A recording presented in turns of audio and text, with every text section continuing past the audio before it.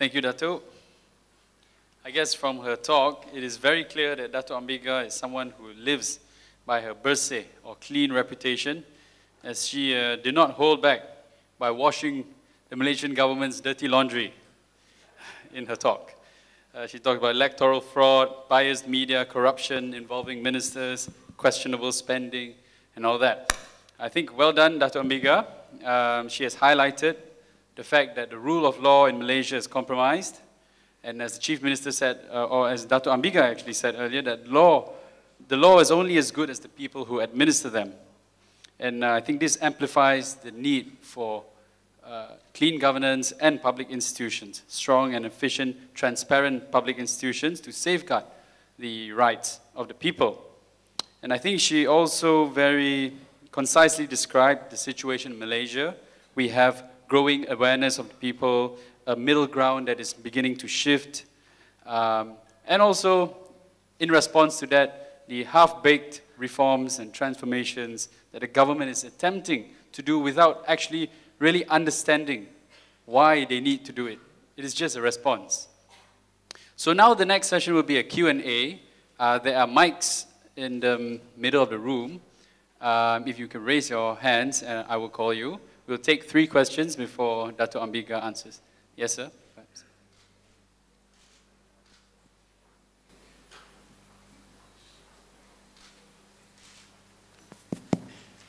Thank you, Zariel. If you can introduce yourself. Yeah. Thank you. My name is Bu Sun Yu. I stand before you here as a concerned citizen of Penang who is enjoying clean governance under the Pakatan Rakyat. And I extend my salutations also to the CM and the DCM, because I stand before you to share my personal experience as a tutor, a private tutor. I teach secondary school students, sciences, high school students. My first is about the judiciary, and I believe also perhaps later on members from the other countries may share their own personal experiences with the judiciary. My question will be to Datuk Ambiga. We all know very well about the situation of the neutrality of judges. In my personal view, for my personal swamping by the 2008 tsunami, my personal view was when Datuk Badawi opened the Vicky Lingam inquiry. It really opened a lot of eyes. Can we see a proper opening of the eyes of the judiciary to go by the law and not be cowed by any other factors? And I believe experiences from other countries in our ASEAN region can attest to that, which I think recently, Philippines, even ex-presidents are never free from indictment when there's proof, evidence. That's one. And my second point will be regarding voting. The issue of postal votes. I have zero experience of postal votes, but I have full of experience of voting that's done in student councils in the local universities. I was from one local university in the late 80s, extending into the 1990s. They will have the equivalent of you-know-who against you-know-who. But the worst part is we as the Mahasiswa and Mahasiswi do not even know who these fellas are, who are candidates. But we are shoved in under our room in the middle of the night, a small slip of paper with numbers like 5, 8, 14, 3, 6, and so on, to memorize, to bring in, to vote. Such is the state of political awareness in local universities. Okay. Can we see such change in the coming years? Thank you very much. Yes, sir.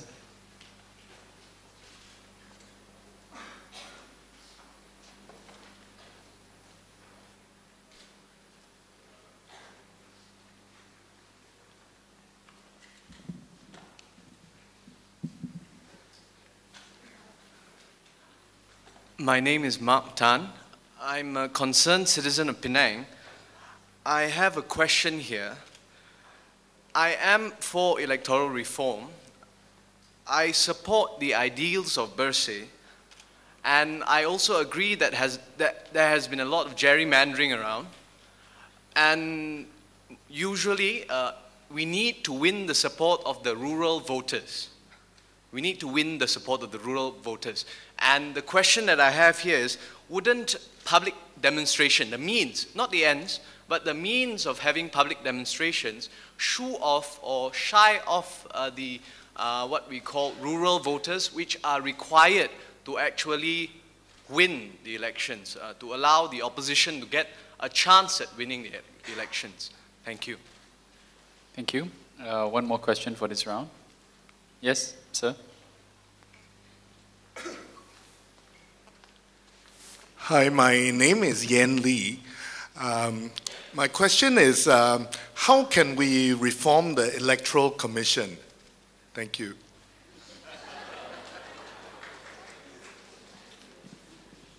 Okay, perhaps Datuk. Shall I? Yeah. All right, let me start with the last question first. Only because it's the easiest to answer. If you know that for the rally, the April 28th rally, we were asking for a resignation of the whole of the EC. To me, actually, they should resign because they have behaved like a government department for too long. They can't seem to change that way of doing things. If you read the things that they say in the press, they sound like the government. When you see that they are actually supporting the government's suggestion that we have the manifesto pre-recorded on mainstream media and they think that's sufficient, you know, those are the signs of an election commission that's not independent. And unfortunately, because many of them are former civil servants, that's how it is. So, well, I would say to remove them, actually. But the problem is, it is not easy to remove members of the Election Commission because under the federal constitution, and this is why I say they have no reason to be fearful. They have every reason to be confident of their position because they are appointed, number one, by the king under the federal constitution. Number two, they cannot be removed except using the same method as removal of a federal court judge. And that is very, very difficult, let me tell you. You have to take it to parliament, you have to do all sorts of things. So that's how secure they are. But unfortunately, our EC doesn't feel very empowered at all. And they have to keep on saying, you know, 100 times, we're independent, we're independent. Whenever a body has to keep saying that over and over again, it clearly isn't. So to me, actually, I actually call on the members themselves to do the right thing. That's why we ask for them to resign. Because they need to search their conscience to see whether they have really served the people of Malaysia, because that's where their duty lies. And we think they should resign. So, I mean, people can't stay there forever, so we look forward to a different way of doing things, a different election commission, and one who is feared by all candidates in the elections. One who comes out with guidelines as to how you should behave, as to whether you can use government vehicles during election period and so on. So that's the kind of election commission that we're looking for. Now the other, going back to the first question, which is neutrality of judges. Mr. Bu, you asked that question. Okay, let me be very frank. When it comes to cases that are non-political in nature or don't involve the government substantially, there are government cases where they have lost as well, to be fair. When you talk about commercial cases, etc., there has been a vast improvement in the judiciary, in the speed with which they handle these cases, and so on and so forth. But I'm sorry to say, when it involves political cases, you can predict the outcome. And that's not a good thing, when you can predict. You should be able to predict the outcome based on the law. But unfortunately, I think that's where there is courage that is lacking. But you still have pockets, you still have judges who are prepared to come forward and do the right thing. And I can see it happening. I can see it happening more and more.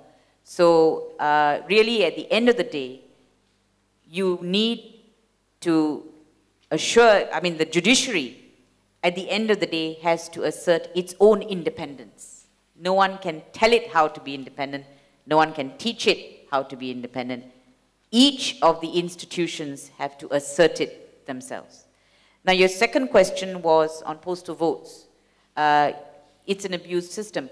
But this thing about students and campuses, I think there's some news on that recently, which is there are allegations now coming out saying, look, the government is interfering and they're putting their own candidates, etc., etc. Now, all we can hope really is for all this information to come out. You see, we never knew these things before. So what is promising about what's happening in Malaysia now, for me, is that information is coming out. For example, one of the things that Nurul Izzah revealed recently, a scandal, she got that information because someone left the file outside her door. So that's why I say I have so much faith in Malaysians, because there are many good people in there who were afraid to come out before. They're not afraid anymore. And that's where the hope lies. That's where the hope lies for the system to change from within, because basically people are decent. Basically most people don't like what is happening.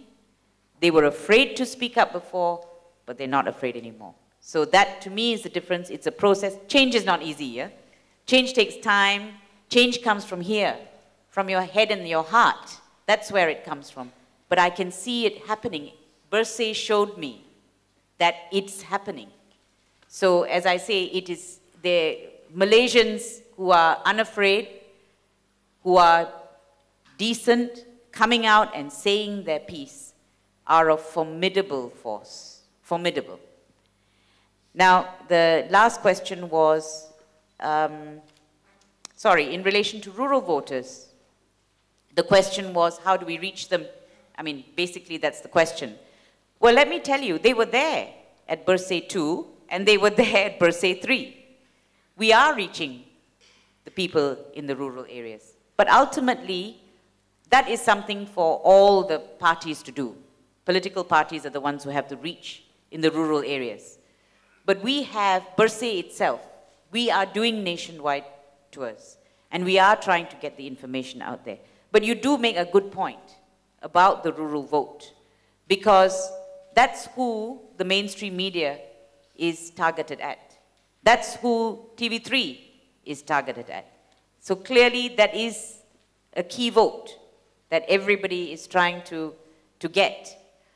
So it is important to get the information out there. But what we're hearing is that don't underestimate them. Don't underestimate the rural votes. Don't underestimate the fact that information is getting to them. Don't underestimate their children and their families who are in the urban areas, who have access to this information. Don't underestimate their ability to go back and influence the rural voters. So, as I say, change takes time. It doesn't happen overnight. It's happening, and it is really ultimately information and the reach of information that will make the ultimate difference.